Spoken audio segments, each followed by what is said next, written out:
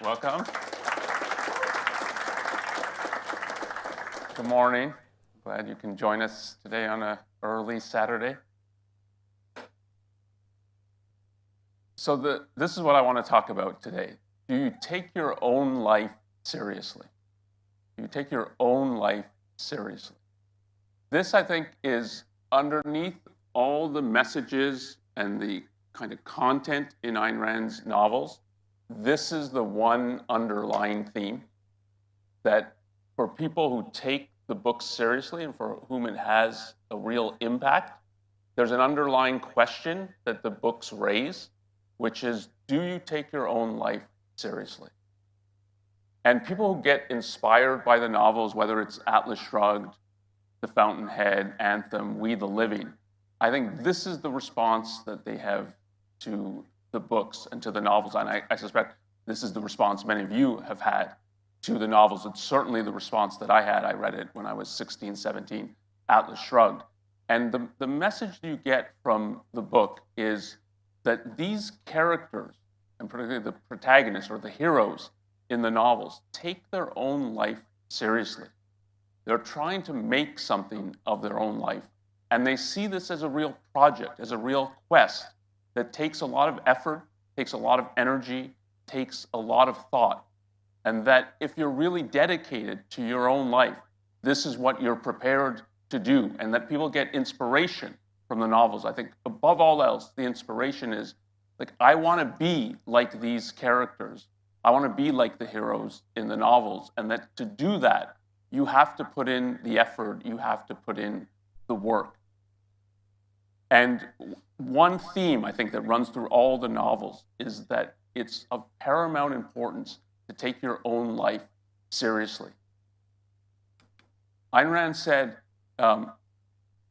in one of her essays that if you met a person as an adult who takes the world and themselves as seriously as a young child does, when a young child is both exploring the world and exploring their own capacities and capabilities in the world, learning to walk, learning to talk. If you put that energy and effort that a child puts into the first 2 years of its life to master both the world in which it now inhabits and its own self and its own abilities, that you would meet a man of genius. And you would, but what it's about taking your own life seriously. That this is that, and that you can do this in your own life, and that you should do this in your own life. Our PowerPoint seems to be fading in. Another perspective on that is that you should have the concern for your own life and to put in the energy and effort that it requires that all other living things do. And here's a picture of a plant growing in a pretty desolate environment. And yet it's struggling to survive, and it is surviving. And this kind of struggle not in the sense of pain, of disappointments, but struggle in the sense of, you think of an athlete learning to master his sport. And it takes a lot of energy, it takes a lot of effort, there are setbacks, it takes, it can hurt in the sense that it takes development. You fail, you get back up, and you try again. This is what that life requires, that when we watch documentaries on nature and so on, this is what we see other living things do. And this is what one can do in one's own life if you dedicate yourself to your own life. And above all else, what Ayn Rand is about, and so to give a kind of overview to her ideas, which is my assignment for this to kick off this conference, to get an overview, I think the central thing that Ayn Rand is about is she's a moralist. She thinks carefully and deeply about issues of good and evil. So that, to translate, if you're taking your own life seriously, what you should be taking seriously is the issue of good and evil, to try to understand these and to learn to navigate these, what it means to pursue the good, what it means to put yourself on the side of the good, and what it means to avoid evil, what it means to see the world in terms of what's valuable and what isn't? What will advance my life and what won't, and why? And that from her first novel, In We the Living, which is set, I mean, she's from Russia and is set in the beginnings of Soviet Russia. The hero or heroine, Kira, this is what you see, that her whole thought is oriented around what is good and what is evil. And I'm going to pursue the good, and I'm going to avoid the evil. And she's caught in a whole evil dictatorship. And it's this whole orientation that Ayn Rand has from very early on to the end of her life and to the end of her thinking. The way it's put in Atlas Shrugged, kind of the deep final perspective on it, is that the way it's put in the novel is that there's a morality of life and a morality of death. That you can have a whole code of values and virtues that is dedicated to the advancement of life, and that what we actually have far too often in our thinking and in our education, and that's from what we get in school, from what we get from parents, from religious institutions, priests and preachers and so on, what we get is actually advice that amounts to pushing us towards destruction and death. So she thinks there's two great forces loose in the world. And there's the force of life and the force of death. And one needs to really learn to navigate these and to understand these. And in particular, that most of our thinking about good and evil is screwed up. So what life requires, if you're really taking it seriously, is the willingness to rethink the issues of good and evil, and to rethink them in a very deep way.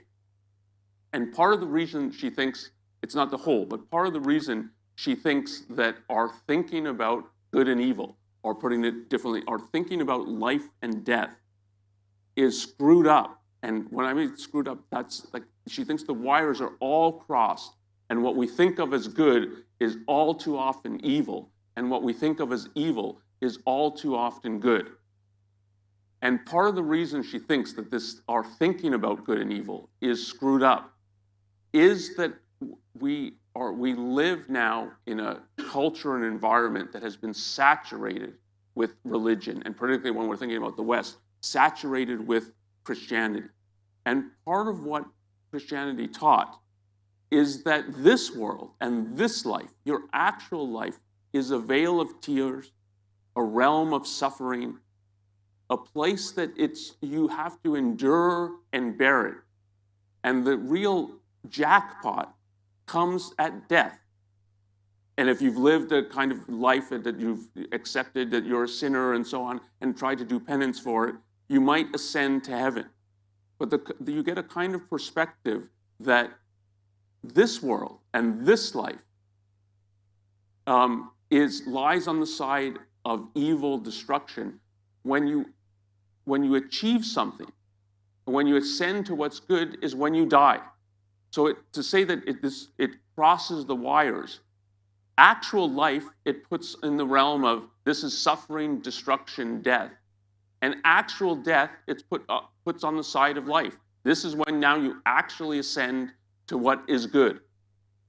And so part of what it does is it removes the whole realm of values and of the good from this life. And she thought like it's one of the most destructive things that you can do to a developing human being and a developing human mind, to say that the realm of values and of the good lies outside of this life and outside of this realm. And so part of her thinking is to bring back morality and the good and a pursuit of values to this life and to this world and into this realm. And so one manifestation of the fact that she thinks the wires have been crossed, and what we should think of as life, we think of on the side of suffering, destruction, death. And what we should think of as death, we think of as, oh no, now we're ascending to heaven and we've hit the jackpot. Part of that this is all screwed up in our thinking, is that the options that we think of, that we have in life, the choices, particularly choices about good and evil, about right and wrong, about what's valuable and not, the choices are often both wrong. And it doesn't have to be there's only two choices, but the choices and the options we're offered are wrong. And they're all wrong. And if you're really taking your life seriously and willing to think about the issue of good and evil, you're ready to challenge all the options and take a door that hasn't been offered. And part of what I think one way to look at what Ayn Rand's whole ideas and whole thinking is about is she carves out options that weren't thought available before. So she will often, when presented with choices, will say none of the above. There's something different and there's something better. And in particular in the realm of values, it's that she thinks, no, there's a different way to approach life.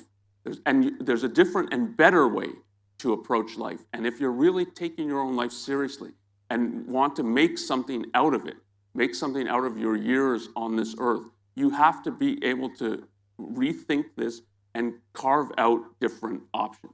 So that, in terms of giving an introduction to her ideas, this is what I want to just focus on, some areas in which the way she thinks about the whole area and what's good and what's evil in that area, of what's valuable and what isn't, is that the way she's thinking about it, in effect, is the options were offered, you should say none of the above to these, and I want something different, and I'm going to seek something different. And let me start off with one, which is the issue of pride. So for Ayn Rand, pride is a virtue. Indeed, it's the sum of the virtue. That if you're taking your own life seriously, what you need and what it requires is a real dedication. It requires taking pride in your own life and in your whole quest to make something out of your life. So what we're typically told in regard to pride is you've got two options. You've got the proud. Why is pride a sin? Because it's viewed as you're now going to lord over people. You're going to exploit them. You're above them. They're below you. They're beneath you. Pride is typically thought of as arrogance, and the alternative is humility. So instead of lording over people, you're to bow to them. You're to not think, well, yeah, I'm not important. I don't count. Other people do.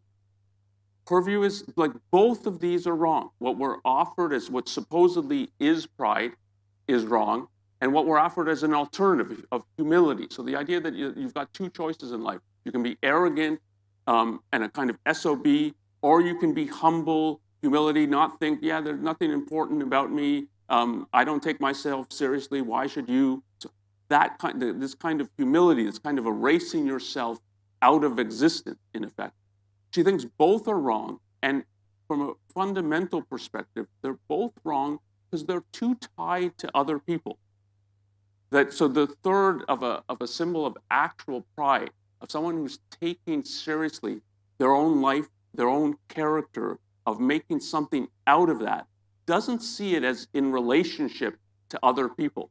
So it's not about either I'm going to bow to other people or I'm going to try to lord over other and think of myself as superior to other people. What pride is about, and about taking your life seriously, it's about your relationship to the world or your relationship to reality, as Ayn Rand will often put it.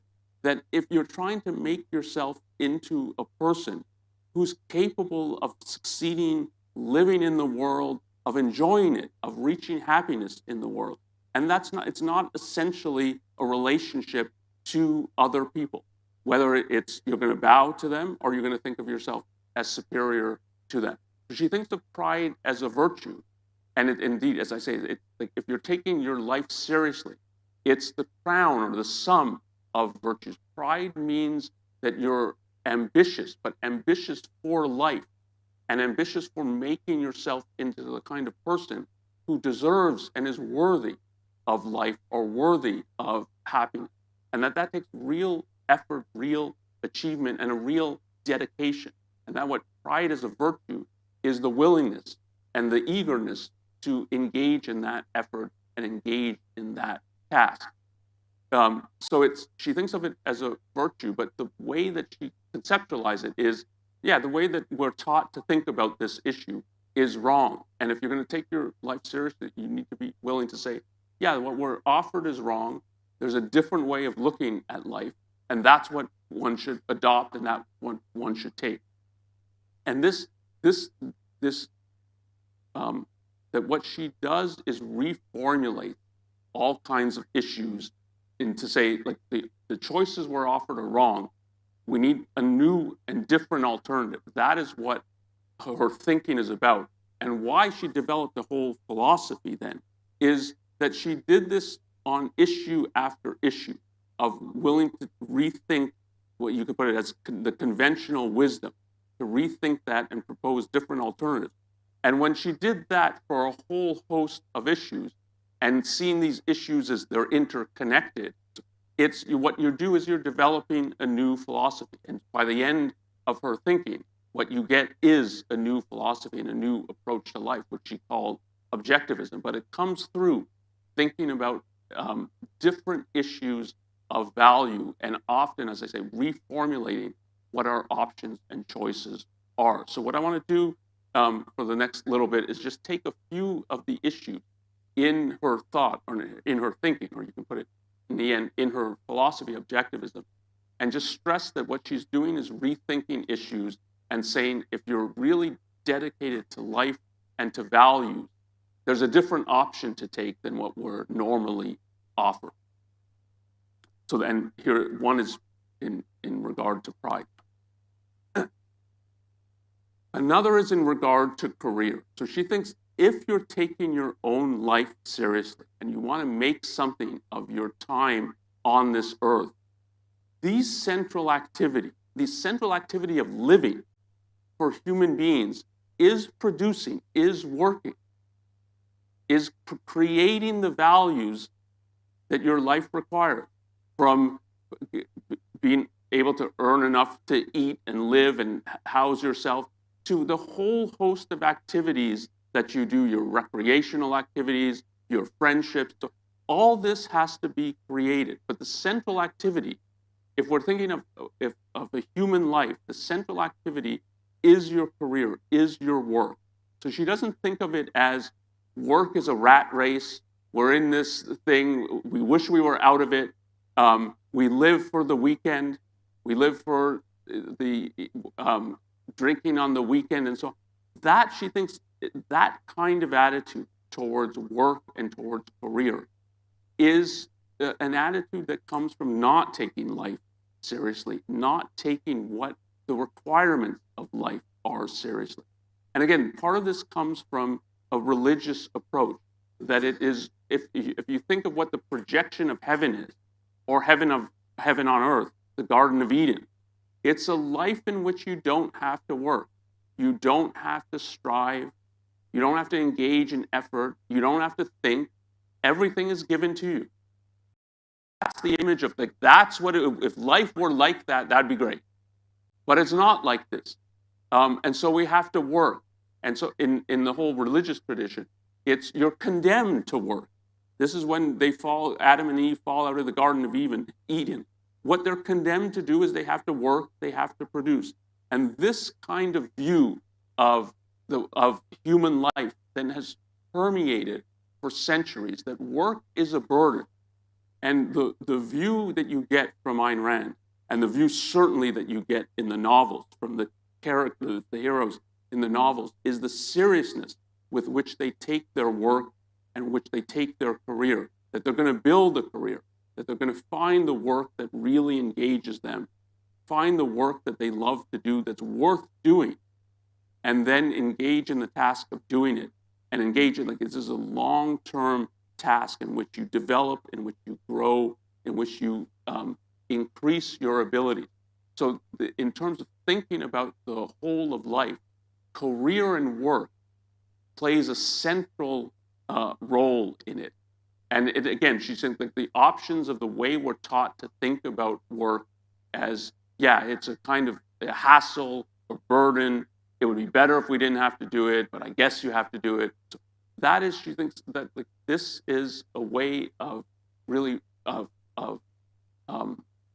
both not taking your life seriously and not taking the whole realm of value seriously. That if you want values in life, you have to work for them, and that should be like you should eagerly embrace that. Versus, yeah, this is I reluctantly do this because I don't want to die. So in terms of thinking about values, career plays a central role in the whole of objectivism and in particular the objectivist ethic. Underneath that is the whole approach to it. So a common choice that we're told we have to make in life is, are you going to side with your heart, or are you going to side with your head? Are you going to side with your thinking, or are you going to side with your emotion? Are you going to be in the realm of facts, or are you going to be concerned with values? And it's like that these are split. There's some kind of dichotomy between these things. And Ayn Rand's view, I mean, and symbolized in popular culture, is for those who've seen the old original Star Trek. The characters of Spock, he's on the side of facts, science, so he doesn't have values, he doesn't have emotions, and his sort of antithesis in the show is the Dr. McCoy, nicknamed Bones, who always flies off the handle. He has values, he has emotions, but he's not that clear a thinker, he's not logical. And you're presented as like, this is what you have to choose in life. Which are you going to be? And Ayn Rand's view, again, is no, none of these. They're both wrong. The idea that if you're a logical, rational thinker, you don't have values, you don't have emotions, you don't have passions. You thought that that's bizarre.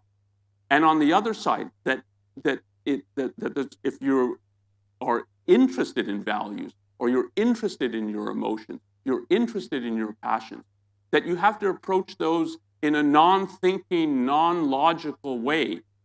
She thought that that's crazy too. Like if these are your choices, then you're going to make a bad choice. You have to rethink this issue and have a view that you can have facts and values that go together. You can have thinking and emotions that go together. You can have logic and passion, both and at once.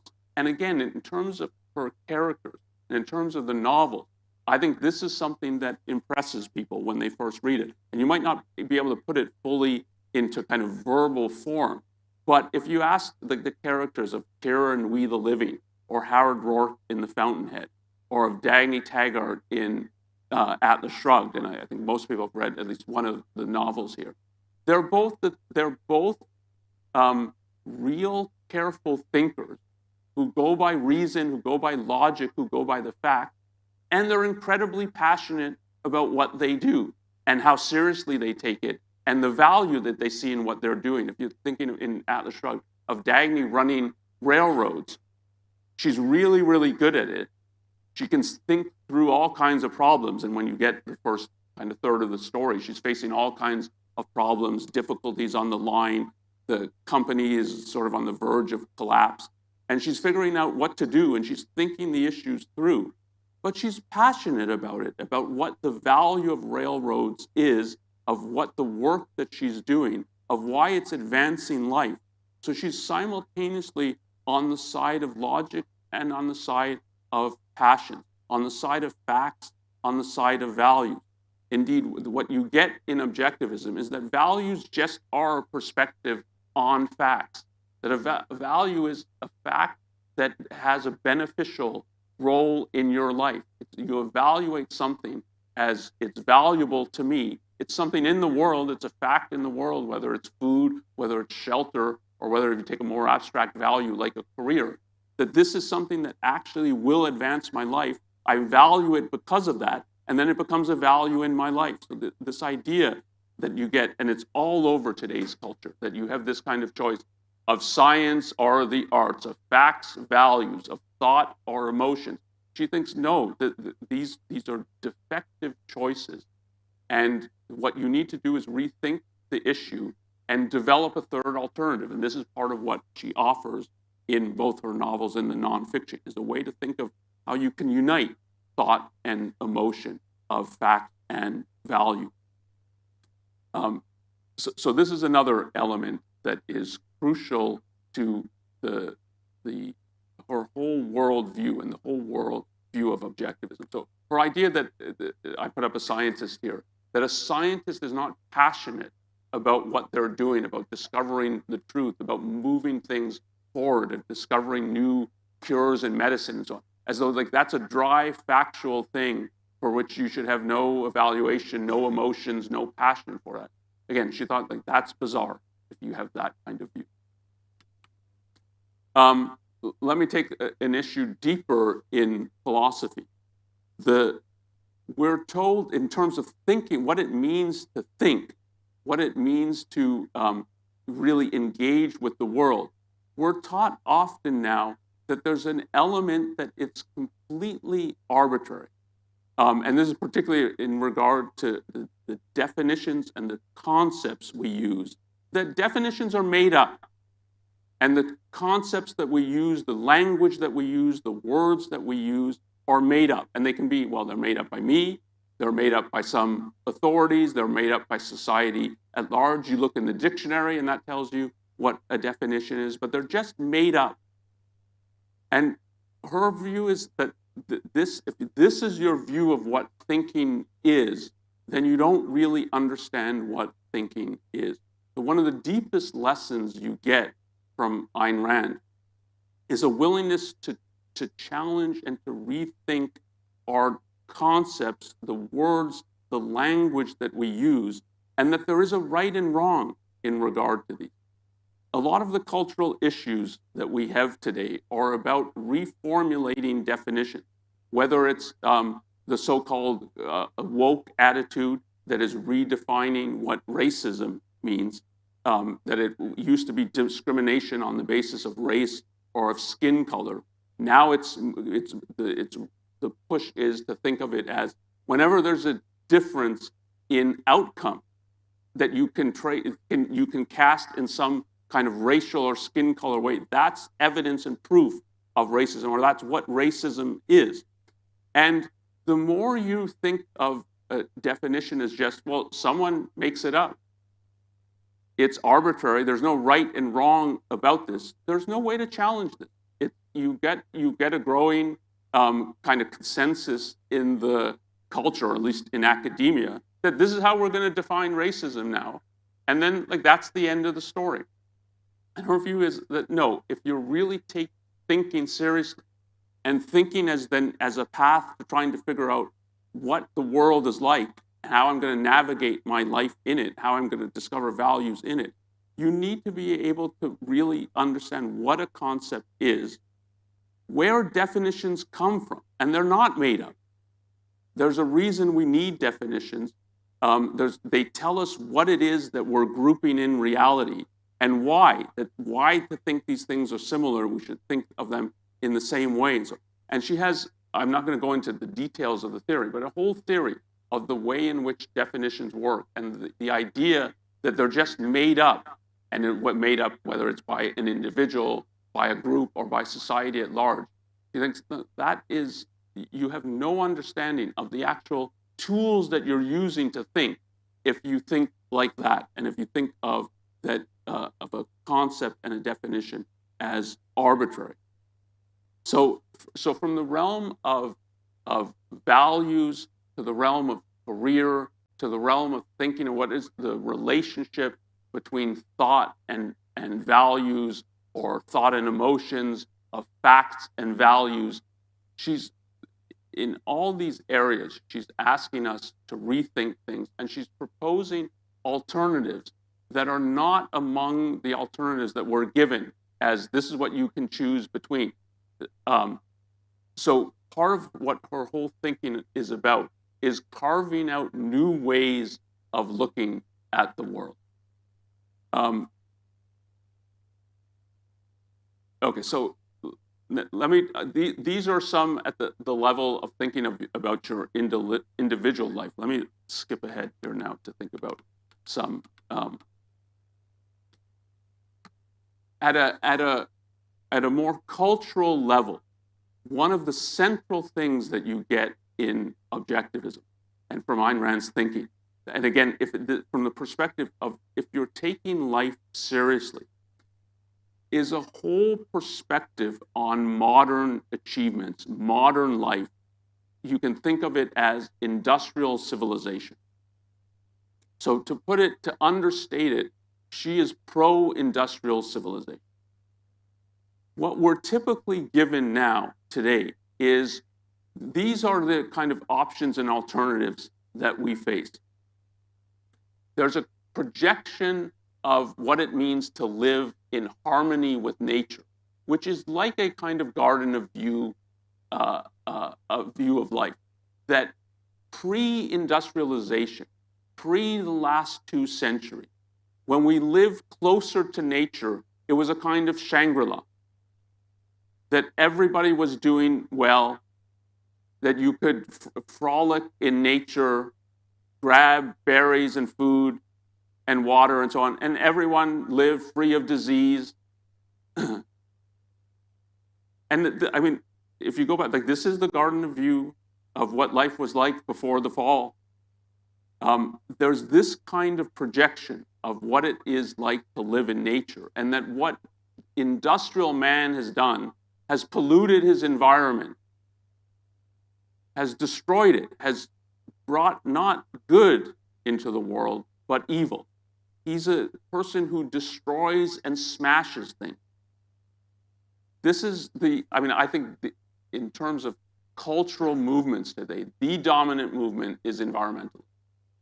And this is what environmentalism teaches. And it teaches it takes kids in kindergarten up into graduate school. And it's this view of human life. And this view is 100% wrong. It's 100% wrong. If you look at the earth today, and if you look at industrial civilization, and if you look at it from the point of view of human life, there's never been more people who are living longer with a higher standard of living than there is today. And it's an orders of magnitude in terms of the people who are now on the earth, the amount of wealth that has been created and has been created by these people. And as a result, the length and quality of life that people live today. And that includes places like India and China, which have seen massive transformations in the last 30, 40, 50 years. And these transformations are the result of industry coming into these places, coming into China, coming into India, that they were, compared to what they were 50 or 60 years ago, relatively more free, relatively more able to build wealth, to engage in production than they were. It's not a whole aid campaign that has lifted them out of poverty. They've lifted themselves out of poverty through work, through production, through an emphasis on career and of building something. And the result is that life has never been better on Earth. And yet, if you ask the average person and the average student, whether in grade school, high school, or college, if you ask them, like, what is the state of life, of human life on the planet today? We're 1 minute from catastrophe. And there's no scientific argument that leads to that. This is a view of thinking of that there's something wrong with production, with creation, that life should be like a Garden of Eden. It's not. And when the people who have brought it to that it's not, they're the destroyers, they're destructive. And we need to bring an end or a stop to this, or at least a significant rolling back of it. And from the point of view of human life, there's not an iota of truth to this kind of view. And even if you think there's problems of pollution in various places and so on, it's incontrovertible that if you're looking on a global scale, that human life has never been better. And to not acknowledge that fact is to not acknowledge the past 2 centuries of human development. So she has an incredibly positive view of the modern world, of industrial civilization, and all that leads to it. And that if you're taking your life seriously, you need to reorient your values, that what we're being taught and have been taught for decades and decades about thinking about the world of industry and the world of business is just, it's 100% wrong. And this leads then to an attitude, she has a view of business, that this is a very distinctive view of hers, that there's very few, if any, thinkers who treat businessmen, who treat a Steve Jobs, not as a criminal or a crook, and not someone who just is a paper pusher, fills out forms and something like who. It's the workers who do everything. The CEO doesn't do anything. Her view is that these people, the leaders in business, and I mean, you can think of the modern technological, the internet age of someone like a Steve Jobs, but you can go back in history of a Rockefeller or J.P. Morgan, of the industrialists at the turn of the 19th into the 20th century, that these people are responsible for the modern life.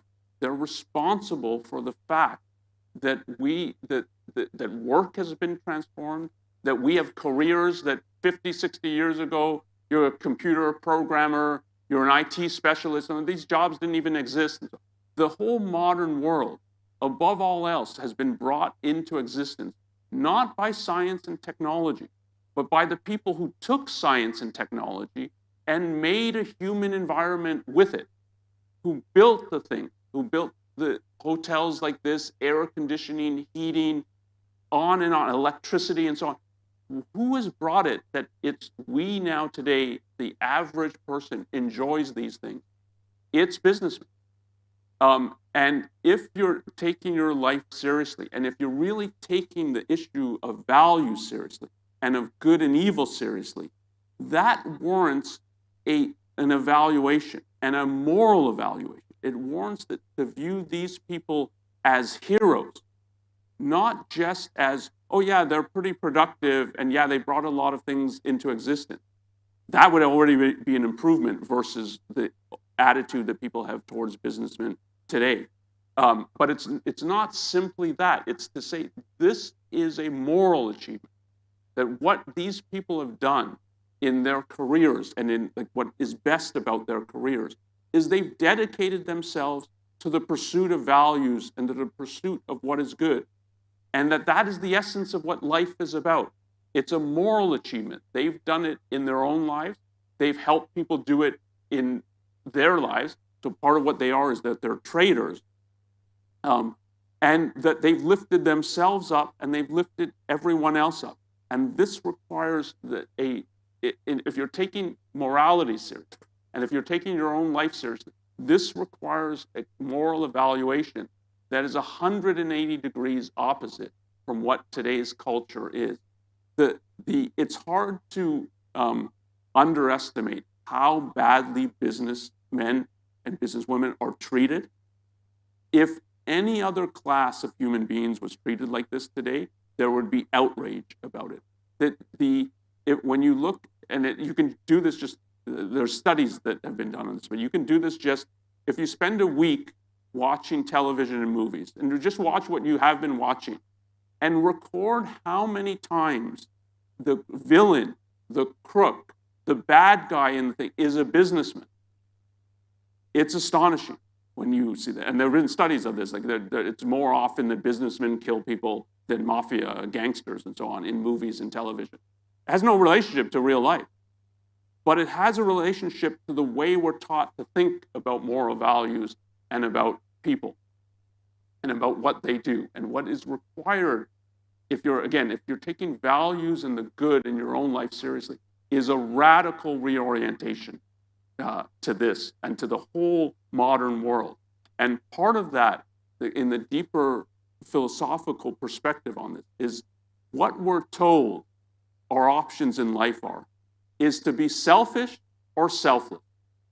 And to be selfish is to be ready to stab people in the back, to exploit them, to looking for any angle that you can take advantage of people.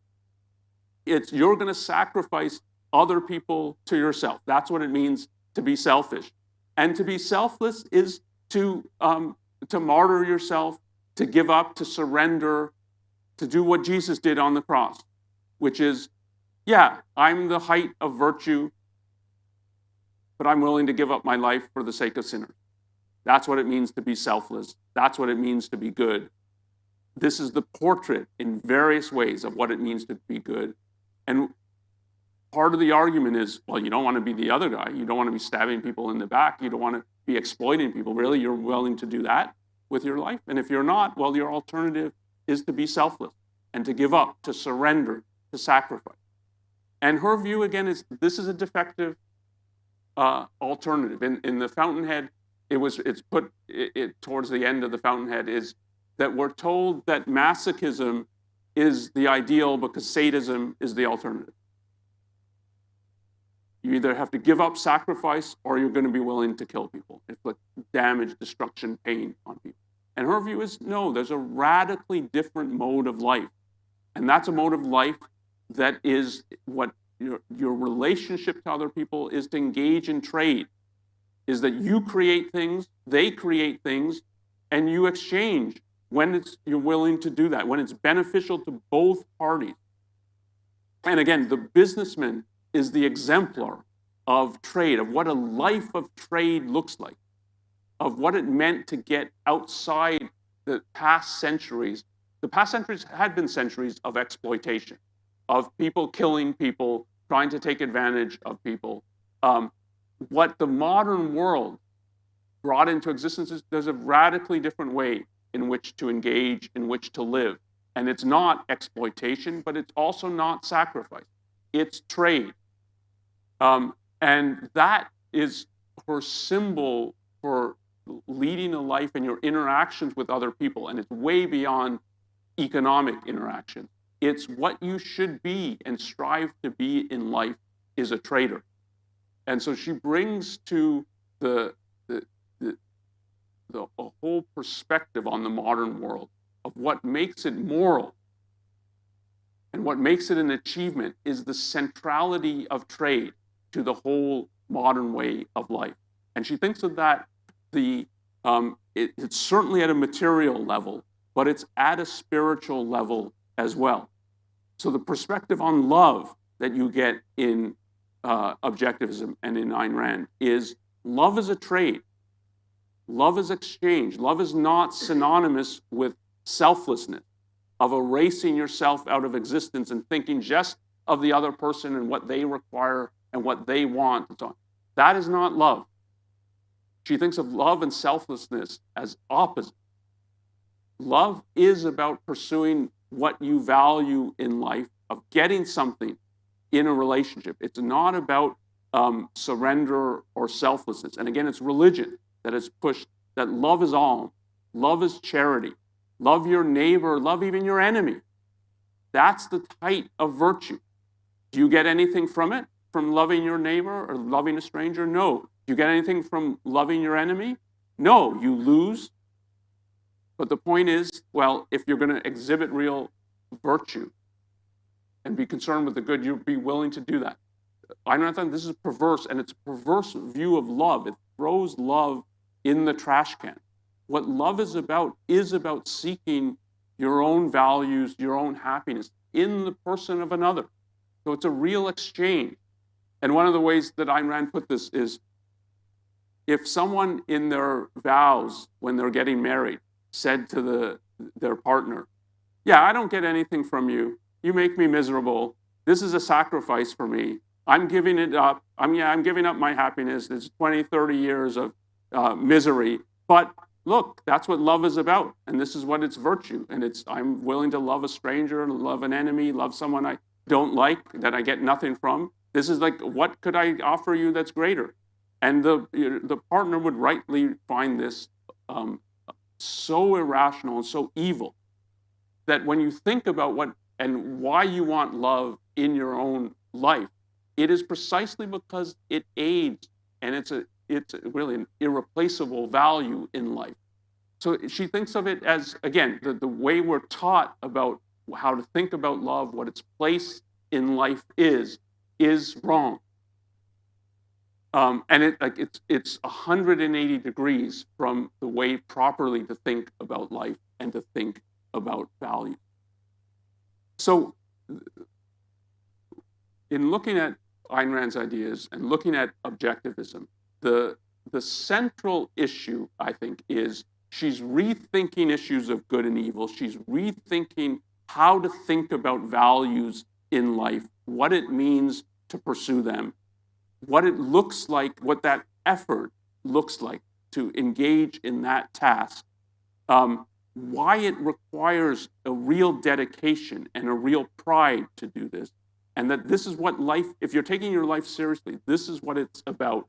It's a quest for values, but part of that quest means rethinking the issue of good and evil, rethinking the issue of values, because so much of what we're taught about what's good and what's evil, what is valuable and what isn't, is incorrect. And what objectivism then amounts to is putting this into formal terms. So to give a kind of overview of what objectivism and Ayn Rand's ideas are, this is a way to think of it in more systematic form, that it's the central ideas and the central values in objectivism are at a kind of political level. It is about capitalism, which is the system of trade, system of systematic trade in which people have been liberated, that they can pursue their own lives and happiness and trade with other people. Underneath that is a kind of individualism, an emphasis on the individual, the requirements of his life, of what it means to live an individual life. What that requires is taking your own good as the end, to put it in more familiar terms, the way it's put in the Declaration of Independence. It's about the pursuit of happiness, which means the pursuit of your own happiness. That is what life is about. What it requires is thinking, a life of thinking and acting, which is what the whole emphasis on reason, thought, logic in Ayn Rand is. And what that requires is to initiate thought. And and the contrast, there's a whole contrasting perspective to this, and I've put up some elements of this. But let me just emphasize the positive. This amounts to a whole approach to values and to life. And this is what we'll be talking about now in the rest of the conference. Yaron's talk will be centered on the issue and value of capitalism. Nikos will be talking about individualism in contrast to tribalism. We live in an increasingly tribal age, what it means to be immune to those forces and pressures in the culture. Aaron and Keith will be talking about the issue of self-interest versus self-sacrifice. That's all today. Tomorrow, Aaron will be talking about the issue of reason versus faith, and I'll be talking about the issue of free will. Ayn Rand is one of the only thinkers in the 20th century who is on the side of free will in a non-religious sense. He thinks the free will is part of the natural scientific world, and we'll talk a bit about that tomorrow, because the whole emphasis in objectivism is, to go back to a slide I had, is there's good and there's evil, and what life is about is choosing the good and avoiding the evil. But that really means choosing it, that you have the power of choice, and we'll talk a little bit about that tomorrow.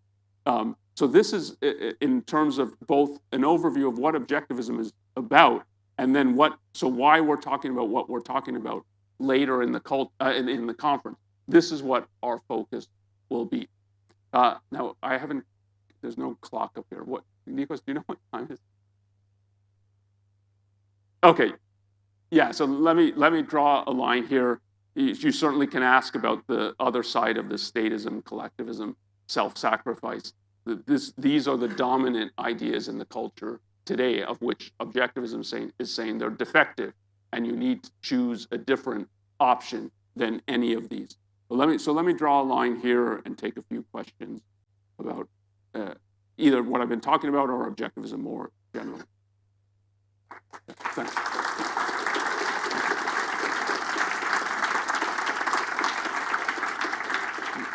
I think we're using the mics for questions, so who's going to be the brave first person? Okay. Well, just let me check. Can live stream pick this up, or what? Do I need to repeat the question then? Okay, okay. So try to make it as succinct as possible if I have to repeat it. You need them to go, okay.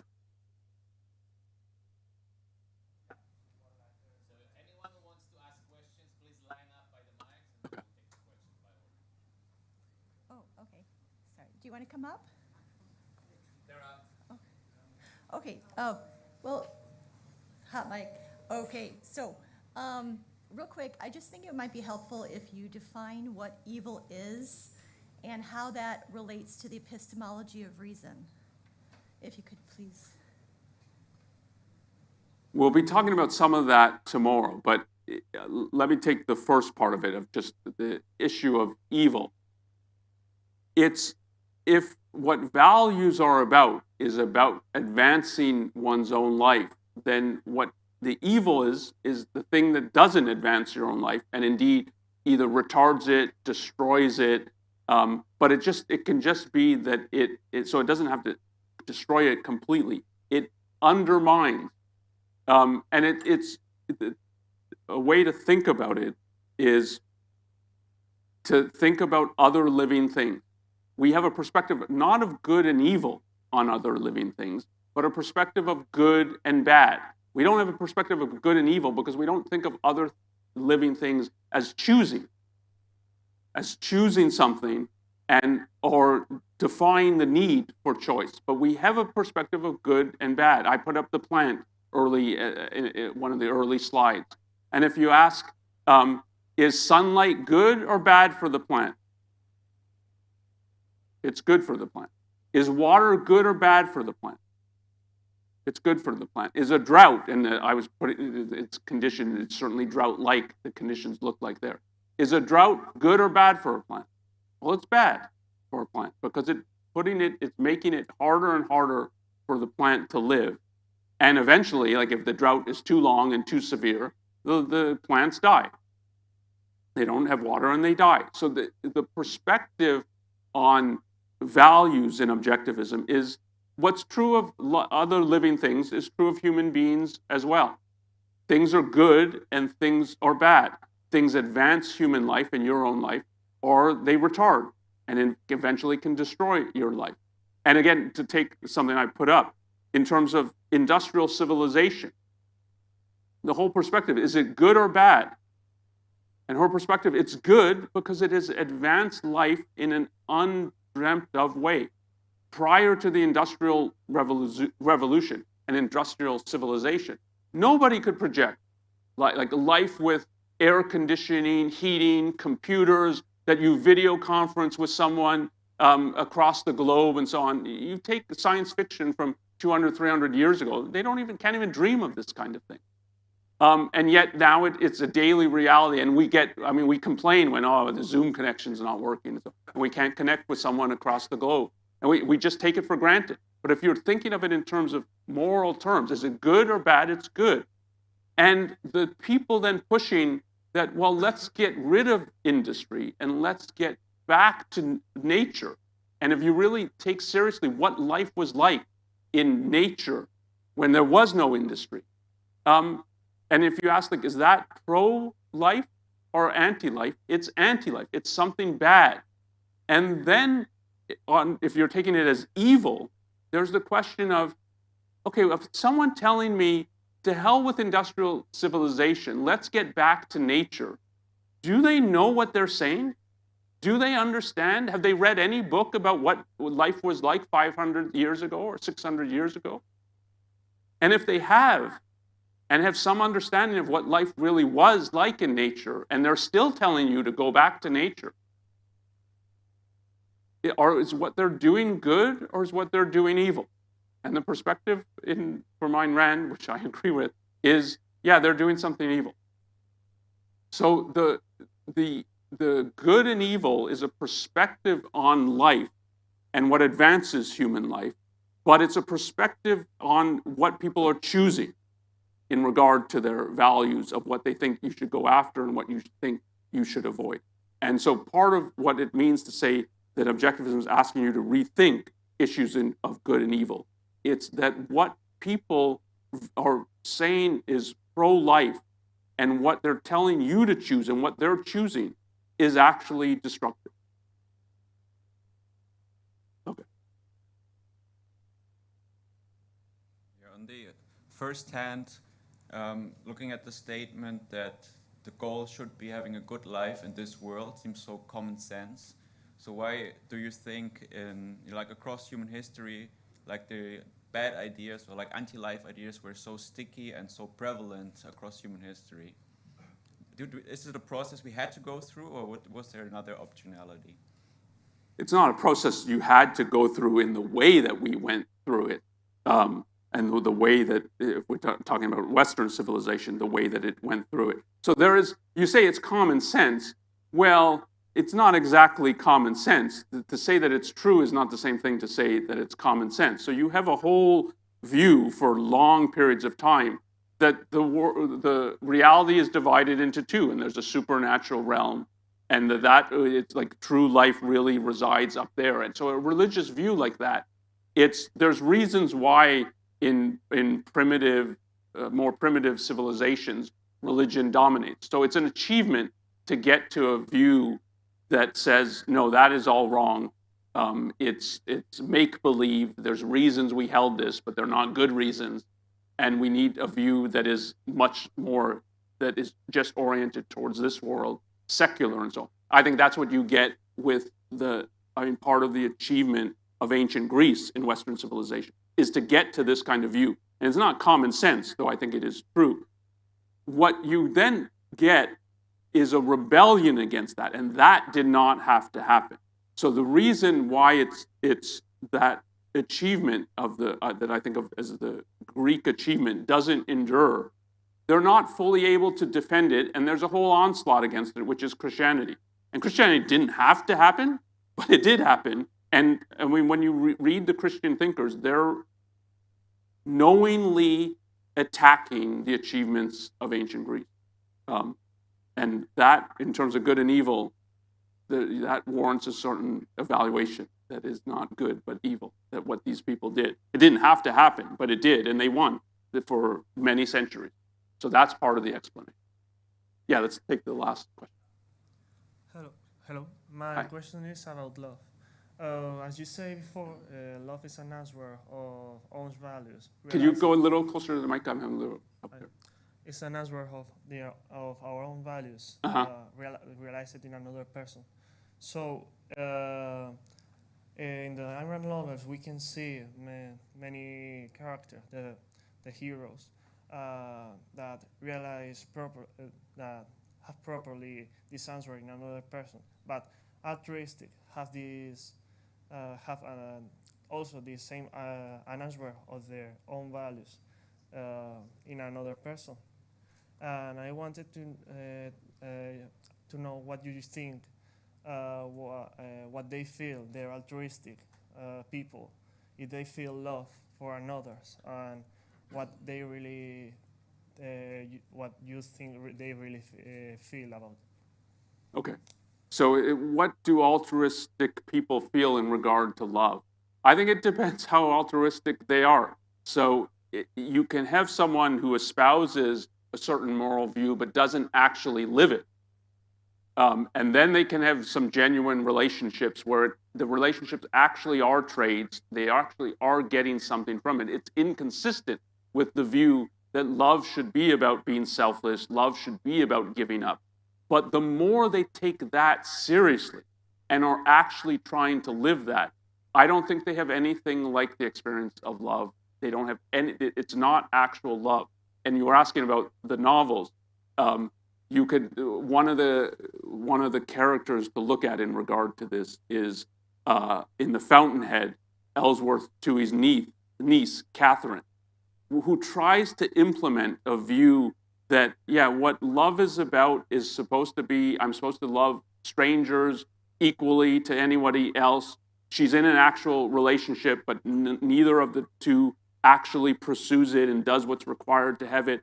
And she becomes more and more oriented to, yeah, my whole life should be about others. She becomes a social worker to minister to, and what she finds is, yeah, I don't experience love.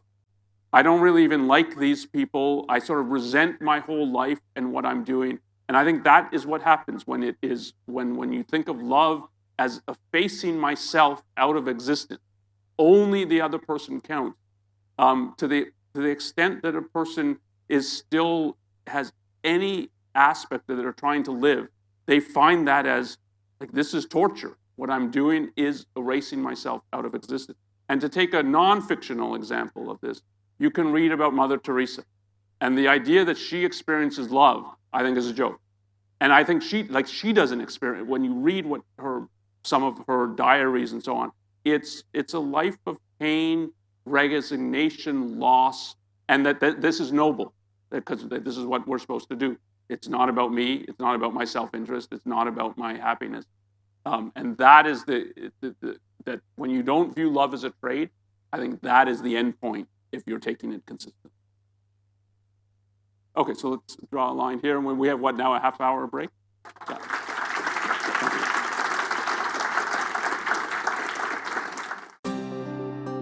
Thanks for watching. Be sure to subscribe and ring the bell to never miss a video.